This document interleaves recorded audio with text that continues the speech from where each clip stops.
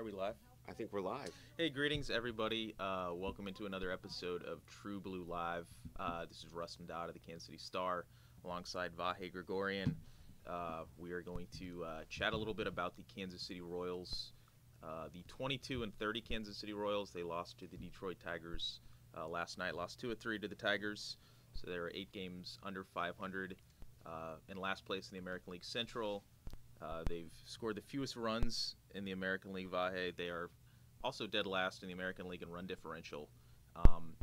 And yet, they're only 5 games and a half, or 5.5 games, I should say, out of first place in the Central.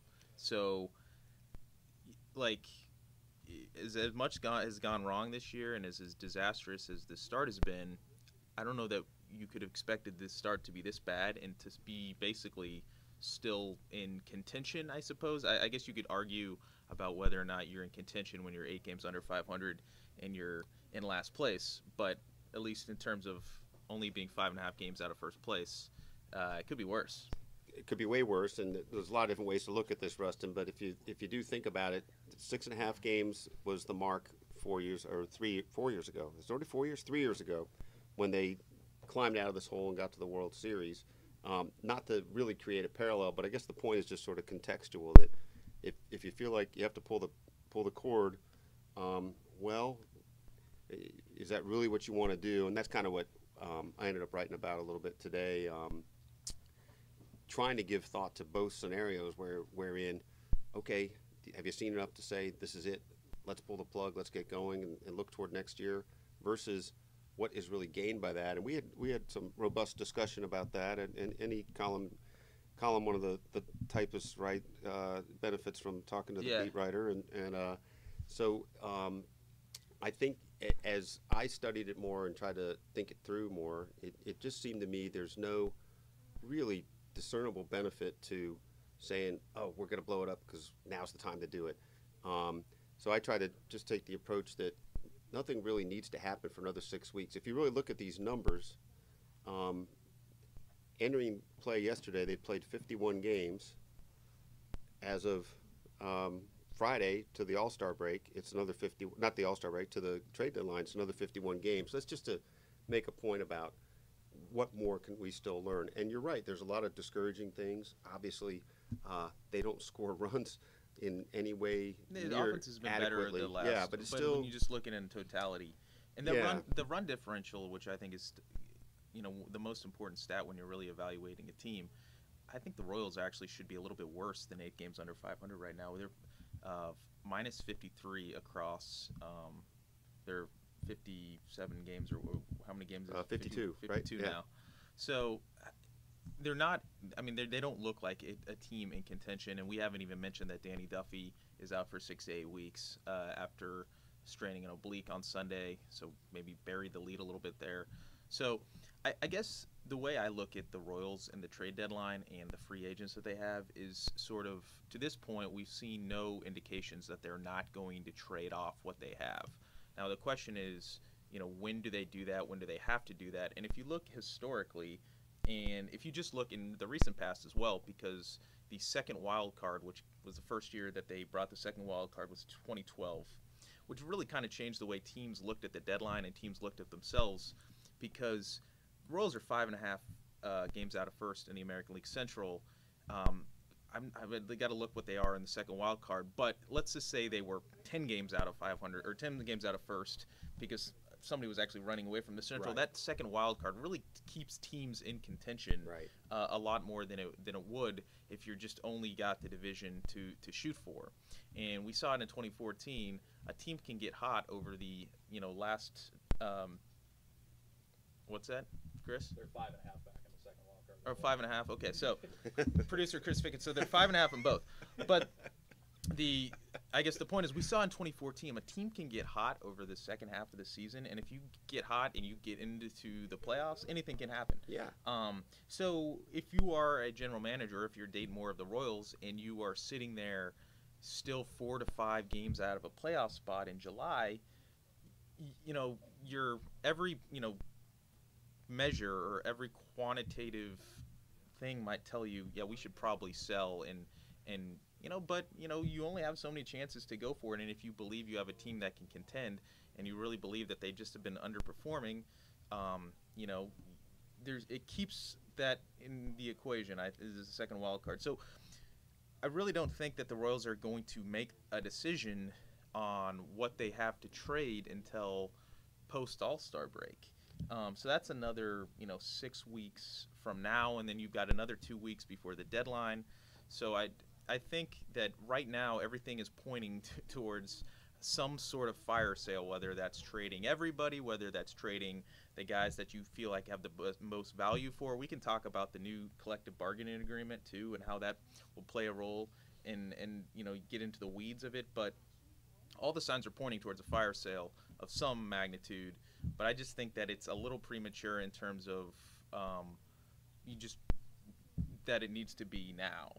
There's really no, as you said, there's really no benefit. The teams are going to sort themselves out over the next 6 weeks, and we'll know who's in contention, who's not. We'll know what kind of needs teams have going forward. You don't know what's going to happen. Let's say, on July 1st, the Yankees' third baseman or their starting first baseman, who they don't really have a great starting first baseman, but let's say goes down with a broken arm or gets hit by a pitch and he's out 6 weeks.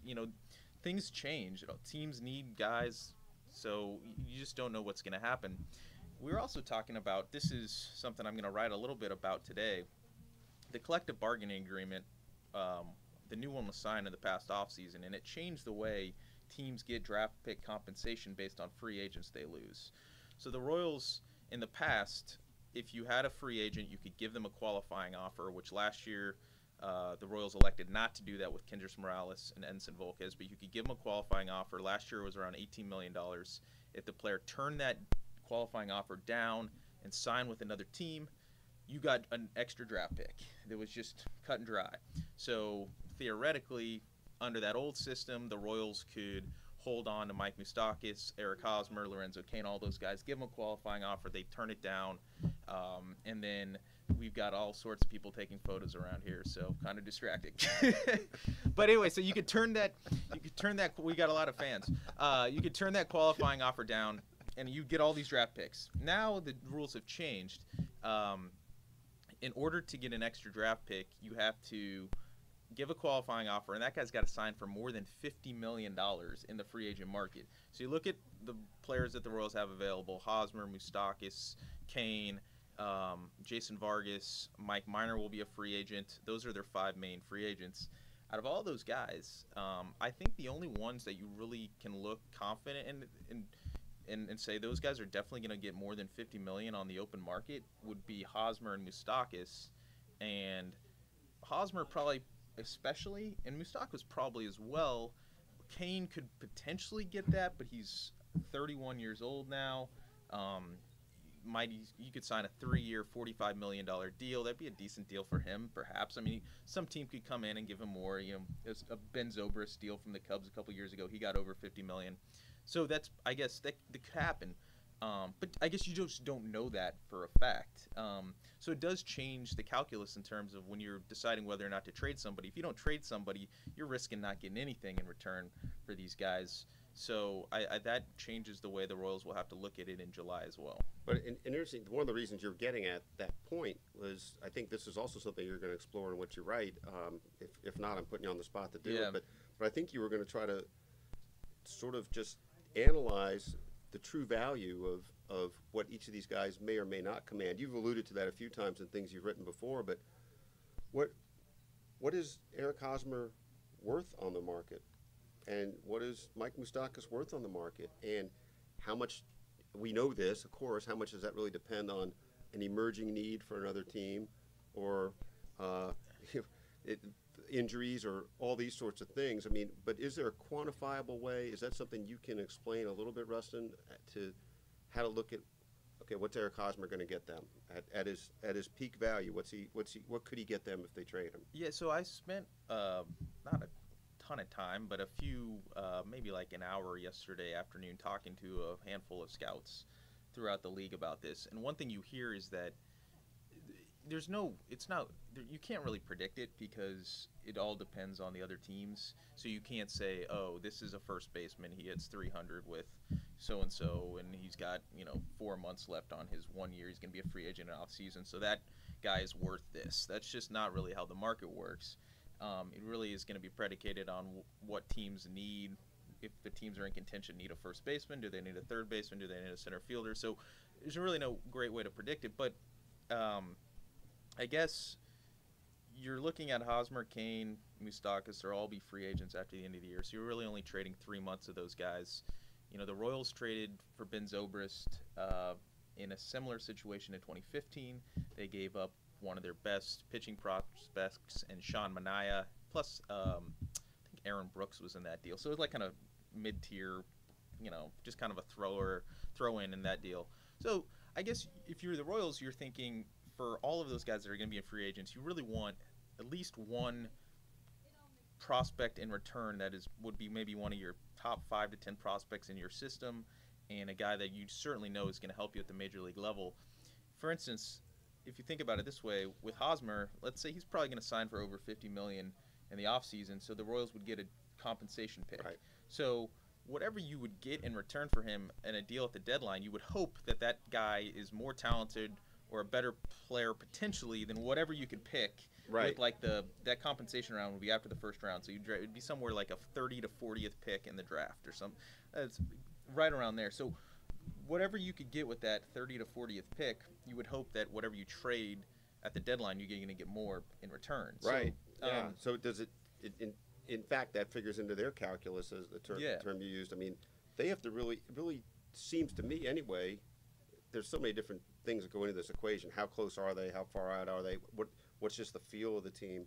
But it seems like if you're within range to still compete, you darn well better really feel like you've got something significantly better in the trade back than what you're going to get with that pick. Yeah, I will say